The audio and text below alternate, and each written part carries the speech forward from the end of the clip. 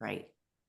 Now, as everyone on this call knows, just about everybody goes through stressful times at work.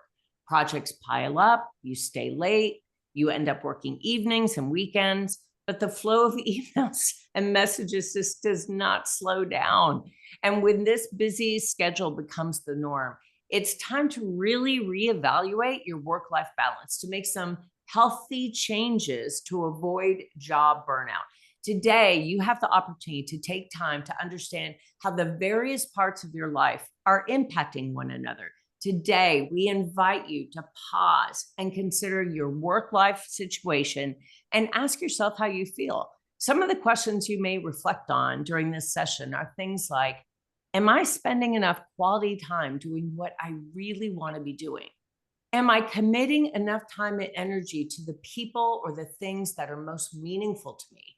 Do I still feel aligned with my professional or my personal goals? Why or why not? And where do I feel stuck? What is it about this situation that makes me feel stuck? If work crosses the line between something that brings us great value and joy to something that brings us great stress and begins to harm our health or our relationships, then we need to seriously evaluate what's causing that stress and how to manage that stress. And that's why we're so lucky today to have Cecilia Dahl and Judy Micale join us. Now, let me introduce you to Cecilia and Judy just for a moment so you can be as impressed as I am with their accomplishments, with their incredible achievements, and with the expertise that they're going to share with you today. As a leader of remote teams, Cecilia Dahl understands the challenges that you face as a leader. It's not just about tasks and deadlines, it's about engagement, connection, instilling a sense of purpose beyond daily tasks, and ensuring that every team member feels supported and valued for their contributions. Now, I would say that the goal here is to cultivate a community where communication and collaboration flow naturally and productively, whether you are in person in a brick and mortar, or you're in a hybrid situation where you have a brick and mortar, but perhaps you have remote, or you're fully remote. Cecilia's mission is to empower remote leaders to build that effective and engaged team where they've always dreamed about having a team that works together seamlessly, the one where the distance is no barrier to closeness, and where one dedication to each other and the mission is absolutely unwavering. Judy Micale is an executive leadership coach that combines compassion and communication to create lasting and sustainable change. Judy helps leaders and companies thrive in the midst of change as an ICF mentor coach, a mindfulness mentor, a compassionate leader coach, a change management coach, and a speaker and trainer. Judy, Cecilia, thank you both for being here today. Thank you. Thanks, Linda. Great. So let's start the conversation by telling us just a little bit about your journey. What's led you to have such passion around work-life balance? Judy, let's start with you. For me, it's a relatively simple one. It's about the fact that I've been in behavioral health for over 30 years. So I've worked with individuals, and the majority of the individuals that I worked with, they usually came to us because of stressful situations that were happening in their life. And it just helped me understand a little bit more. My grandmother was a nurse. My mother was a nurse. I started in nursing. So it's just one of those things where, you know, your passion is also your career, but there's a fine line of doing the ebb and flow. And so I understood that and grew up with that. So it's just been a part of my life throughout my life. I love that. And Cecilia, what about you? What's brought you to have such passion around work-life balance? For me, I've been an entrepreneur since I was in my 20s, and I have a history of falling out of balance and the damaging effects that being out of balance with your work and your life can have. When I was 29, I was co-founder of a technology company called Smart Destinations, and I went so far out of balance, I mean, off the charts out of balance, to the point where I was literally in a fog. and lost connection with my family, with my friends. And I was just working 24 hours a day. And I was so deep in the fog that I didn't see it. And at one point, when I kind of came up for air, I'm a musician as well. I decided I was going to go to this guitar workshop. And I went in and I still didn't, I had no idea I was out of balance. I was just doing what I had to do. The instructor, this very cool guitar guy named Bennett, he looked at me and he said, and he pointed at me, which was my first thing. He said, "You have your priorities so wrong." And I was indignant at the time. I was indignant and I was angry and I stayed angry through the whole workshop. And that something that he said though stuck with me and it landed. And when I came out of there, I started to come out of this fog and I realized how damaging this was and how far out of balance I was, to the point where I went back the next year and I said, "Bennett, you were so right. I had no idea."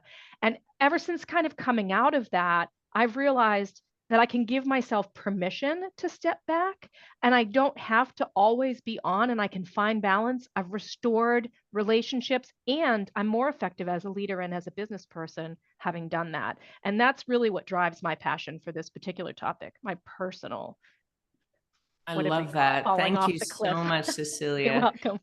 And you know, it seems like you pointed to something that's so instrumental for work-life balance, and that's about really understanding your unique priorities, whether that's spending more time at work for a promotion or cutting back on after-hour emails by establishing boundaries.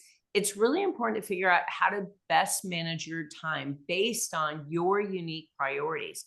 So, how can leaders begin to examine how they currently spend their time and look for ways to adjust their schedule based on what's most important to them? Is it that promotion or is it creating more time for family? So, how do we begin to examine that? Judy, what would you recommend to a leader who wants to really begin really looking carefully at how they currently spend their time and ways to adjust their schedule?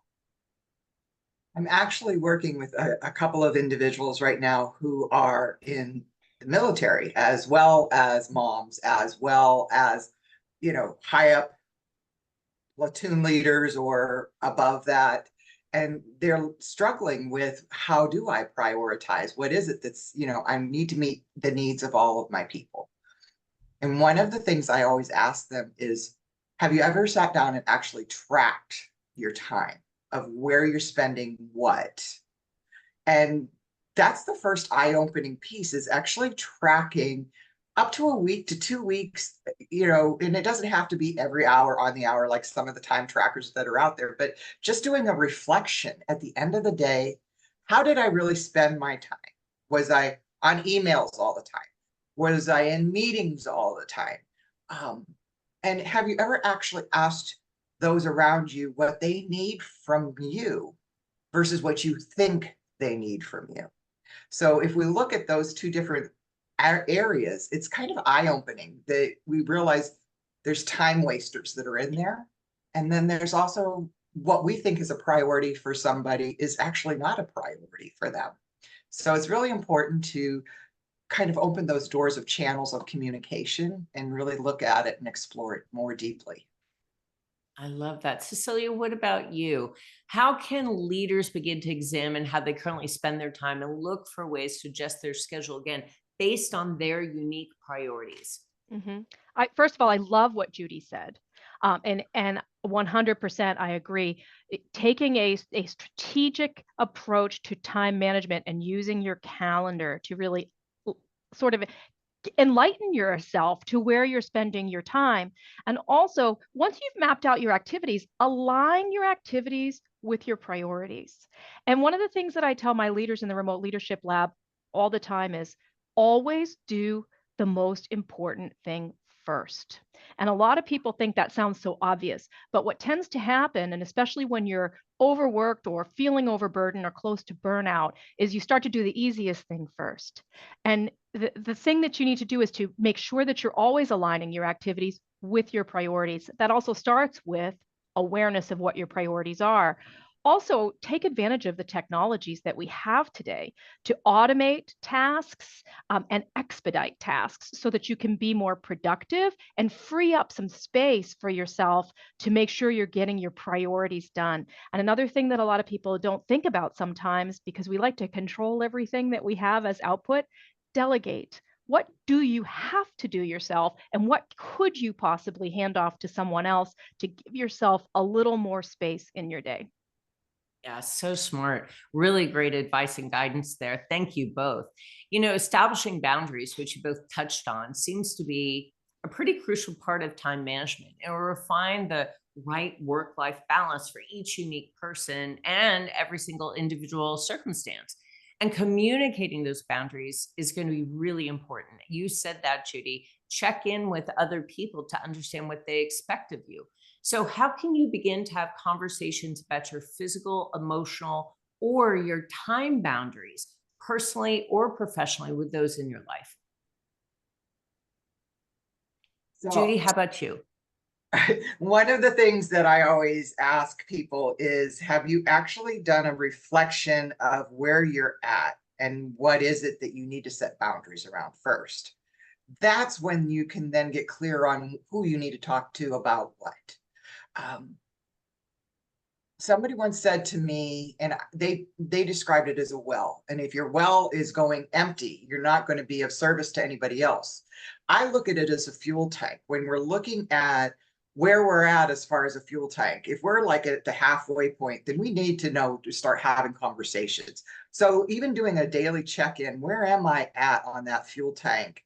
Am I at a quarter of a way? Am I almost empty? I just did a training at a conference last month, and somebody said, I'm beyond empty. Like I'm on fumes. And I said, so who are you talking to? What are you saying to people? Nothing. So I pulled them aside after the workshop and just really had a really good conversation about, it's okay to let people know that you need to fill your own tank up, because you're not going to be useful to anybody if you don't. So just knowing where you're at on that gauge of fuel can actually help you give yourself permission to have those conversations with whoever it may be. Yeah, so smart. I love that, Judy. And what about you, Cecilia? How can you begin to have conversations about your physical, emotional, or time boundaries with those around you so that they understand where those boundaries are personally and professionally? Yeah. So again, I'm so aligned with Judy. It all begins with self-awareness and understanding what you need. And sometimes it's about setting boundaries with yourself. My experience with leadership has always been that when I'm authentic and honest with people and just real about what's going on, they tend to respond in kind. And I think sometimes we're afraid to set boundaries because we're afraid to show that we need boundaries. And there might be a little bit of fear that you're showing a weakness or exposing a weakness by saying, I need to set a boundary here. And I think if you start to create a culture with your team about respect for boundaries and how important it is that we all have them, they will come on board. So again, it starts with self-awareness, and setting those boundaries could be, you could start small. It could be around the boundaries that you set when you take a break, or maybe you have deep work periods that you block off and you don't want to be disturbed, or it could be days that you don't work or don't take phone calls. Start small and start to build up, and then create that culture, because what it is, it's about creating an environment where everybody can perform and do their best without sacrificing their own well-being, and boundaries are essential for that. So have those discussions openly and authentically, and I think you'll find that people respond really well to that. I love that. Thank you so much. Now, I will say that, Cecilia, you touched on technology, and certainly technology has made our jobs easier. However, it's also made it sometimes more difficult to disconnect, sending our work-life balance completely out of whack. And in the rise of remote jobs and more people working from home, that seems to have established a division between work hours and off hours more difficult. That division seems to be kind of disappearing between work hours and off hours due to the rise of remote jobs. So, what are some of the signs that you're in need of a work-life balance reset? And here I'm going to start with you, Cecilia, because this is really an area of focus for your practice. So, talk to us a little bit about technology being both wonderful in terms of productivity, but also creating a little bit of a blurred line between, on hours and off hours with work. Yeah, technology is it's a blessing and a curse. And it's really enabled the remote work revolution. And for that reason, I love it. And also, sometimes it gets in the way and you think it's helping. I actually recently have been working with a client that's using chat amongst their teams all the time. And whenever, oh, I see Judy nodding. Whenever I'm on the call with them, I can literally hear, ba-da-doop, ba-da-doop, ba-da-doop, ba-da-doop. It's happening all the time. And they're just so distracted. And that's during the workday. But I know, and I know for myself, I mean, let's just face it, who doesn't carry one of these all the time? And I jump too. Whenever I hear a text or an email, who is that? Who needs me? And it's kind of creating this anxiety. I've created it myself just because I want to be responsive for people. So I think for signs and that I look for with myself to see if I'm getting out of balance with my technology. One, do I jump to every second this thing pings? Or can I just take a breath and say, let me give it 5 minutes? Do you find yourself checking email during your personal time, like during dinner? Or if you're, sometimes I'm watching TV with my husband, I find myself opening my laptop and I have to go, no, no, no, no, no, no, I'm going to put that away, right? Yeah. How about sleeping with your device? Does anybody else sleep with their device? Because I do. And also, if you start to feel like you're perpetually wired or thinking about work all the time because you're hearing the emails or thinking I can sneak away, that's really when it's time to maybe do a check-in with yourself, because you may be slipping out of balance just a little bit. So smart. And what about you, Judy? As we talked about, the rise in remote work has begun to really blur that division between work hours and off work hours. And how do you deal with that and advise your clients to deal with that? I throw them a challenge and I ask them to learn how to shut off notifications even while they're on for 30 minutes talking to me in the coaching place. That kind of gives them that window of adapting and learning that it's okay to say, I'm going to be offline for chat for 30 minutes because I'm on with a call that I need to take. And it's teaching them how to set those boundaries. The other thing that I actually challenge them with, and that I've really done a double take on myself, is meetings. Everybody is meeting exhausted. We meet to talk about the meeting that we're going to meet about. I mean, it's just so funny to me. So what I actually ask them to do is think about, for the meeting, is this something that I'm giving or getting? And if I'm not giving or getting, why am I going? Should I be delegating this to somebody else on my team so that they in turn can then learn and grow from it? Am I robbing somebody else of the opportunity to learn and grow by attending this meeting? Can they do it instead? So just taking some of those little steps and challenging yourself around your own boundaries. And the other thing I always ask them is, when was the last time you actually shut off your laptop or shut off your phone? Even if it's for 15 minutes, you're going to have an anxiety attack, really, because there is an addiction to it. But I literally I let all of my clients know, come 6 o'clock Eastern time, I will respond to you by 8 a.m., 9 p.m., or 9 a.m. the next morning. I am not going to respond to you at nighttime. If this is an actual emergency, you can send me a text. I'll respond via text, but only until 8 p.m. Eastern time. Anytime after that, we're going to have to deal with it in the morning, because my time is my time. So I actually model the behavior that I'm asking them to do. Yeah, I love that. That's really smart. And for both of you, with everyone being as you said, meeting exhausted, and the lines between work hours and off work hours being a bit blurred unless you're very clear about your boundaries, what are some of the signs that you see in others that they need that reset? Like, what are some of the symptoms and signs that their life is starting to get a little bit out of balance? Judy, let's start with you. Are you irritable? Are you having trouble sleeping?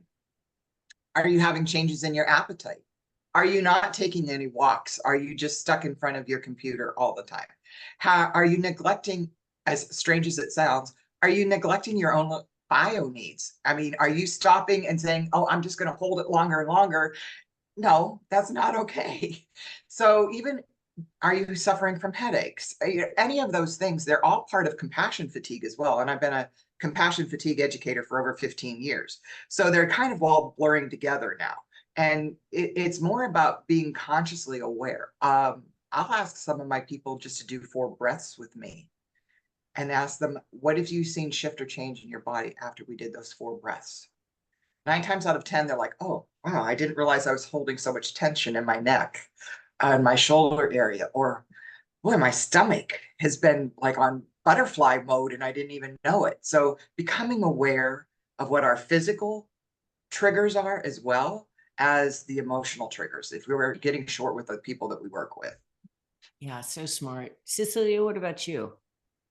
Yeah, I mean, all of those things, I would say for folks, the advice is really to pay attention, right? Pay attention.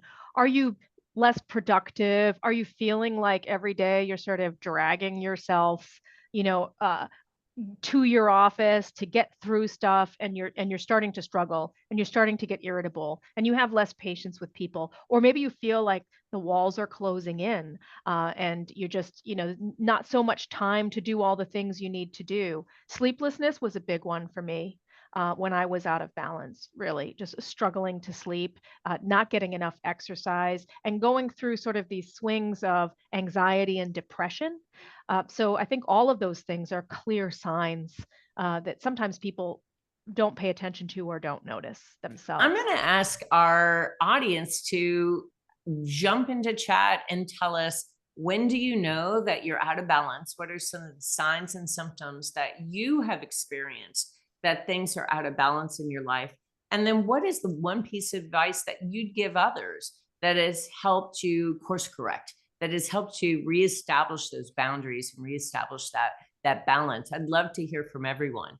And meanwhile, to continue our conversation, whatever actions you do decide are needed to create good work-life balance, I feel like everyone should be conscious of the fact that you will likely need to refine that over time, right? So what worked for you 5 years ago may not actually work for you now.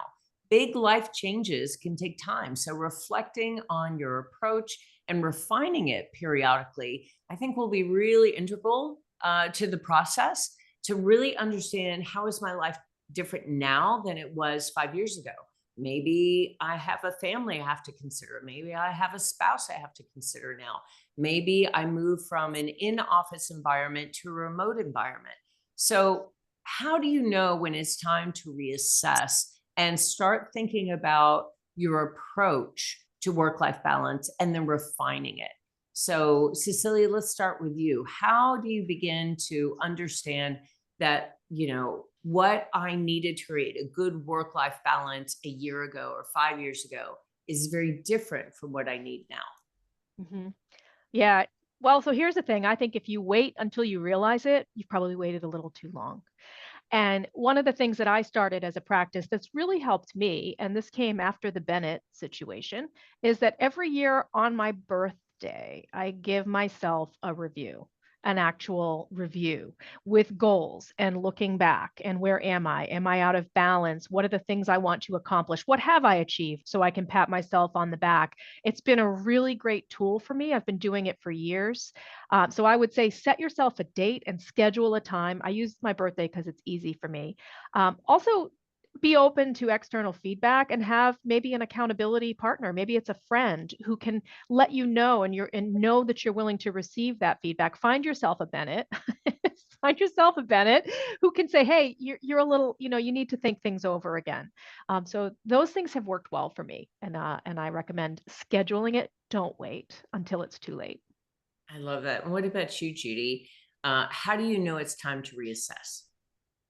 Well, I totally identify with Cecilia on that. I do my birthday as well. I do a letter every year on my birthday, how I did well, what did I do well, what my lessons learned, what am I carrying forward. And, so I really do that every single year. And I've done that for over 25 years. I have letters to myself. Where do I want to go in the next year? And I'm able to use those as reflections. And it's a really cool tool. But the other tool that I always use with individuals who may not be consciously aware of, but I'm hearing it in their voice when I'm working with them, is throwing them into that reflection at the end of the day, or doing a half hour reflection at the end of the week and just asking, what have I done well? What were my lessons learned? What am I carrying forward? That starts letting the little light bulbs go off for them that, hey, wait a minute, I have been doing so much around. And then that helps them go, oh, wait a minute, maybe it is time for me to start looking at this a little more seriously. So just challenging individuals to do that little bit of a reflection, whether it's 5 minutes. And the other piece is, at the end of the day, I also challenge them with, think of one moment of joy or one moment of gratitude.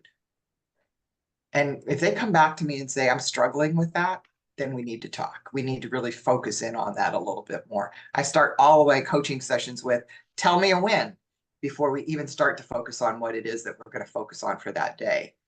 And if they're struggling with what is a win for them, then I know this is something we really need to start exploring. Yeah, I love that. That's a really, really insightful question to ask, is tell me about a win. That's so smart.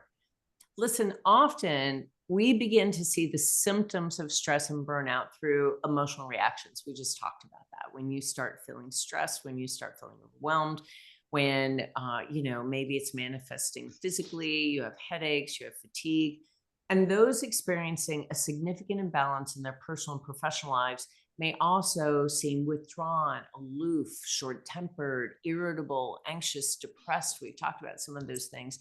And we've also heard about the concept, and you mentioned this, Judy, compassion fatigue.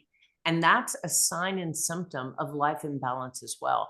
So, Judy, let's start with you. Can you help define what compassion fatigue is and identify maybe some of the signs and symptoms associated with compassion fatigue?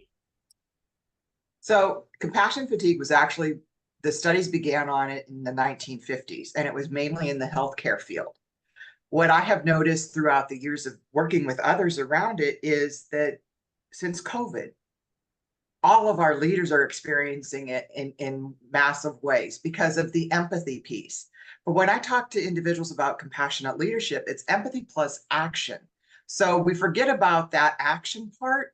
And what's happening is they're finding that they're getting so involved in their teams that they're forgetting about their own self-care. So that's the compassion fatigue. The symptoms and signs, like we've already mentioned, a lot of them is that stress-related pieces. How I tell somebody is, you've hit compassion fatigue if I ask you the question, do you love your job? It's a closed-ended question. So there's a yes or a no. So I tell people jokingly, if it's a yes or a yes, but you're probably at compassion fatigue. If it's a no, 9 times out of 10, the people that I've worked with, they've hit that burnout. They're like, I'm hitting my head against the wall. I'm done. And so there is that closed-ended question that you can ask yourself. Do I still love what I do? If it's yes or yes, but you might have had that compassion fatigue piece. If it's no, then we need to probably go a little bit deeper and start exploring other areas for you to work on. So smart. And what about you, Cecilia?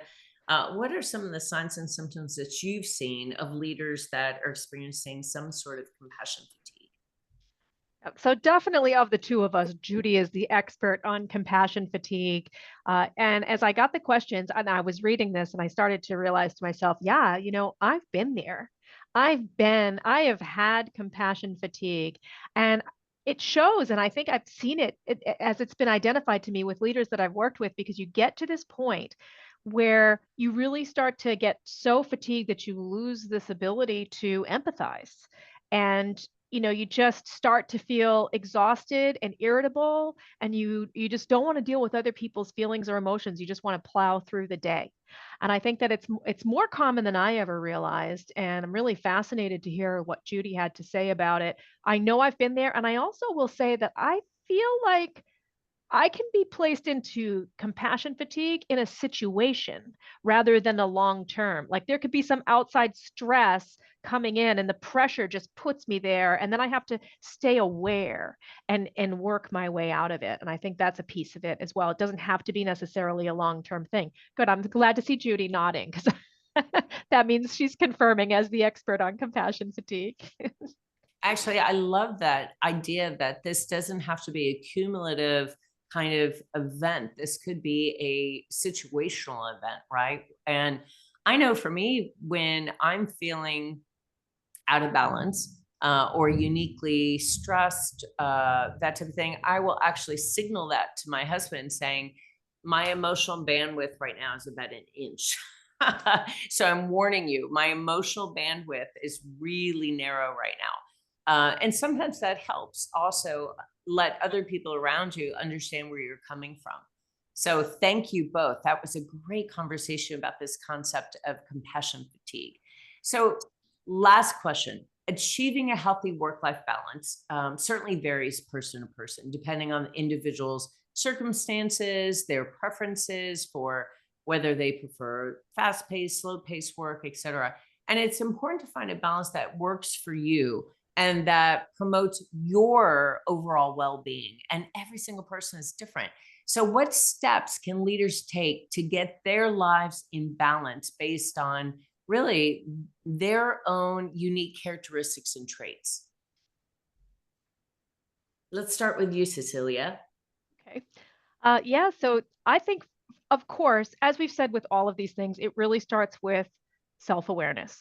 So take stock of what your needs are first, and then prioritize. Prioritize self-care.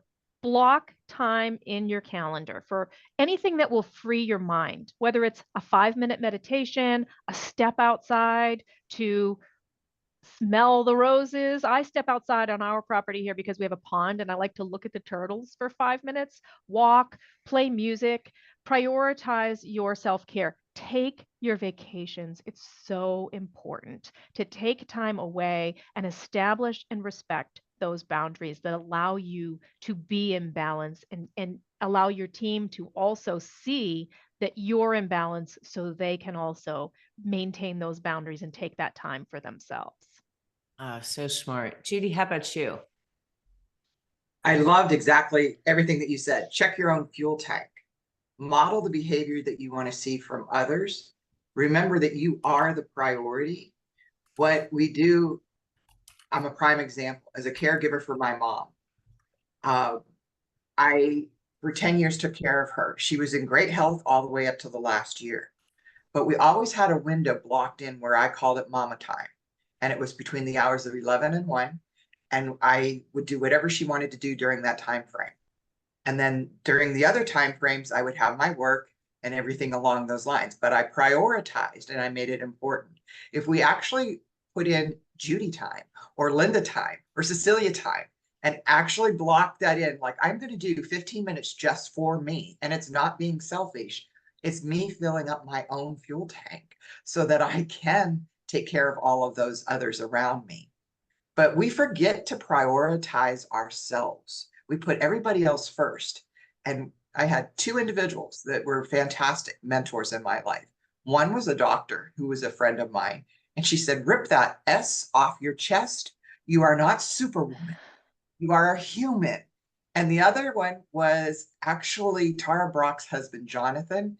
I did a 7-day silent retreat right after my mom passed. And he was the one that mentioned my well was empty and I had forgotten to fill it up. Once I heard those 2 things, I learned that my priority has to be my own self, because if I'm not taking care of me, I'm not going to be able to take care of anybody else, including my fur babies. So take care of you.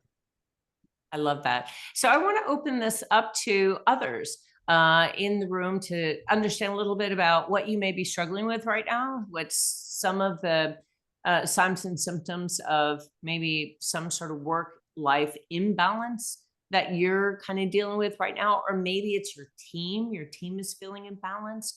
Maybe your family, others in your life. just, it feels like you're going through a more difficult period right now. So would love to open up the conversation and allow others within the room to offer their advice and guidance. We have two extraordinary experts with us. We're incredibly lucky to have Cecilia and Judy with us. And so I want every single person to take advantage of their expertise and really leverage their insight and knowledge. So feel free to come off mute, and would love to hear from people about what it is that you're experiencing or what's worked for you. What has worked for you in the past? Megan, you offered some really great insight in the chat. Would love to hear from you. Yes, I'm pretty good at creating space to take care of myself, to recognize the symptoms in my body. When my heart starts to get tight, when I start to feel anxious, I know first check in with the basic needs of water, nutrition, exercise, time outside, time with a loved one. So I'm a parent coach, and so I'm teaching parents how to put their oxygen mask on first, same kind of idea. And I still struggle with doing that for myself. I'm just doing this work all by myself. And so I feel myself going in a lot of different directions, wanting to do everything. I don't have the clients that I want right now. I want to be working with clients more. I'm doing all the things, and I'm still feeling the stress of not being where I want to be. So trying to be okay with that too. Yeah. And that's so common as an entrepreneur. Every single entrepreneurial journey has ebbs and flows, ups and downs. And it's really tough when you're going through a period of ebb that, you're like, holy cow, how did I get myself here? And how do I get out of this place I'm in right now? Would love to chat with you afterwards if you're open to that. And I have some ideas of things that might be useful and helpful to you. Kirsten, what about you? You and I talk about this actually quite a bit, right? Work-life balance. I was so glad you showed today. Thank you so much. And would love to hear sort of what your experiences have been and what's really worked for you. Well, I've actually been thinking a lot about this lately because yesterday I just got home. I've basically been traveling nonstop for work for like 2 months, where I wouldn't be home for more than 24 hours. And when I got home yesterday, it was like this, I'm breathing a sigh of relief, and I'm going to be home for like 2.5 weeks, which is amazing. And but because of all of that, I've just been lately feeling just like that extra like stress and pressure, and like I need a minute. And I decided that one of the weeks I'm home, I'm going to take off of work, because like a lot of people have mentioned, I'm really good at telling other people, yes, you need to take your time off. And when you take time off, don't check your emails or work emails. Don't respond, set yourself up. You will be fine. But I don't always do the same thing. And so I'm really Also, I feel like you're in the C-suite of a major nonprofit. And I feel like in the nonprofit world, particularly, there's this sense that, this is a mission. This is, right. A purpose-driven, mission-driven career. And it's part of my DNA. It's my identity. It's who I am. It's not just what I do. Mhm. Therefore, I can't turn it off. Otherwise, I'm denying who I am and what my mission and vision are, right? So it makes it, I think, even more complicated at times when you work for a purpose-driven company or a mission-driven company to have that division between personal and professional. Right. And I think in our organization, we work a lot with people with disabilities and kids in foster care. And so for a lot of leaders, it's impossible for them to think, well, I can't just turn it off. What if there's an emergency? These are people. It's not just a thing. But what I've been telling them, and what I need to be better at listening to myself, is that's where we have to build up other people around us. And we need to be training and looking at succession planning, not just because we want someone to leave, we don't, but just the idea that if we do that, then it's easier for us to feel comfortable leaving for a couple of days or taking a day or two off. And even if it's not taking that time off, something that I started doing is when I'm on the airplane, not working. And there's so many people who just get out their laptops and are working on the airplane. And so I stopped. I don't do that anymore. Like, I will read a Wow, book. good for you. That's amazing. As a boundary I have not crossed yet. Well, and then I have this terrible habit of like getting tired. And so I'll want to take a nap, and I can sleep on planes. And I know it's people can't, and I can, but I've stopped doing that. Anyway, I think that this is a really important topic, because with so much pressure coming at us from all different angles, and being in a world that doesn't stop because we have access to email and information. It's not like, even when I first started in my career, it wasn't, we weren't attached to our phones, and we didn't have information at all times. And when people left work, they could leave. We don't have that anymore. And so I think this topic, we need to hear more And about there's it. an expectation that if I get a text, Right. I text right back.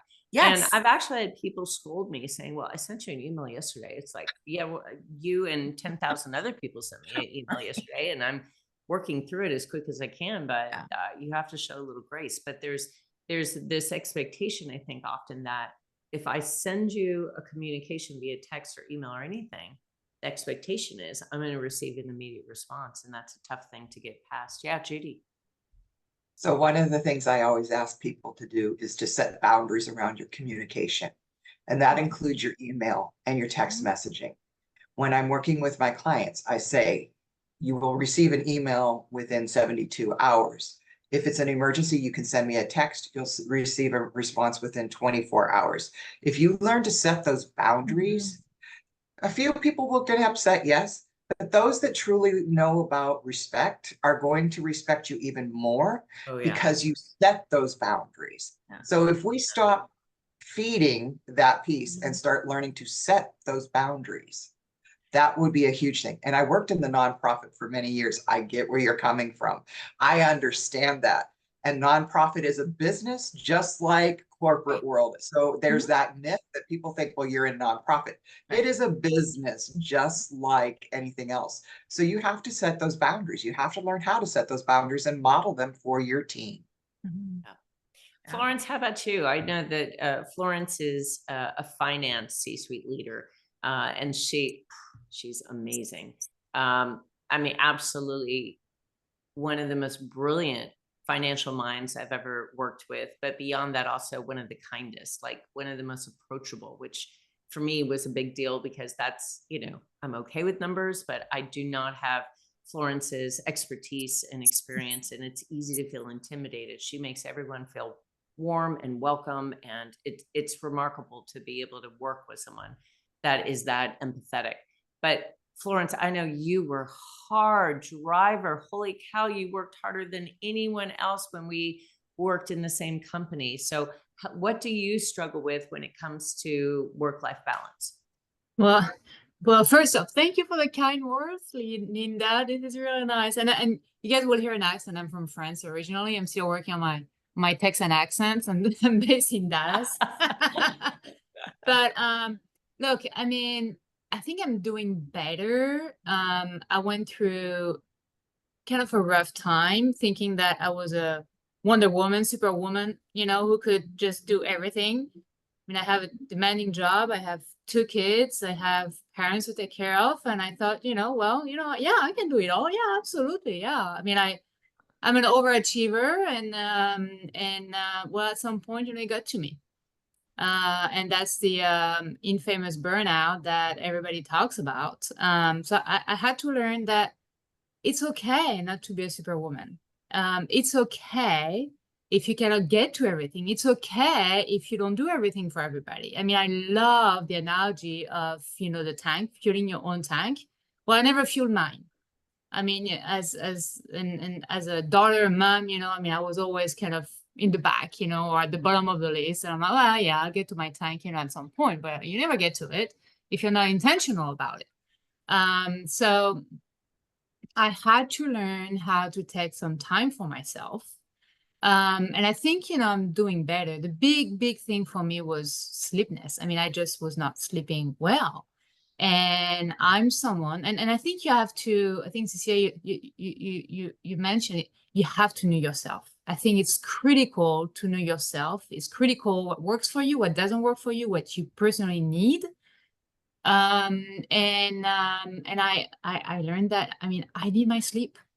I need my sleep. I thought I could go on just a few hours, you know, per night, but you know, at some point it gets to you and you get cranky and you can't get anything done. And then you're even crankier and it just doesn't work. So I had to learn that I need my sleep. And you know what? I don't need 4 hours of sleep. I need 8 hours. Yes, I need 8 hours of sleep. I'm one of those people. And you know, 7, yeah. I mean, I can get a few nights with 6 hours of sleep, but ideally I need my 8 hours of sleep so that I can be who I want to be.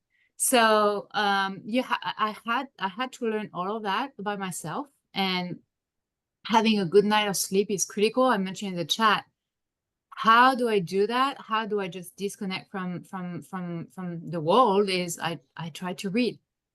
Whatever, even if it's a city book, it doesn't matter. But that really helps me to just say, okay, my day is over. I disconnect, and it helps me to concentrate on something else so that I'm in a good mindset to have a good night of sleep. Well, my challenge today is in today's environment, in today's society, we are always connected. We are connected all the time. And it's a problem, whether it's for work. What do you do the first when you get up in the morning? What do you do? Well, you check your work email, right? I mean, I do. And is that right? Probably not. I mean, is that a good way to start your day? I don't know, but the first thing I do is I check my emails. The last thing I do before I put my phone in my kitchen is I check my emails from work. So it's that permanent being connected all the time. And if it's not for work, it's for something else. And it's, you know, having your phone all the time, it's in my life, it's becoming very stressful. And even during my work day, I try to put my phone away, but it always somehow gets back near me. So that's a big challenge that I have today, is being connected all the time. Yeah. I think everyone shares that. Cecilia, Judy, any thoughts for Florence?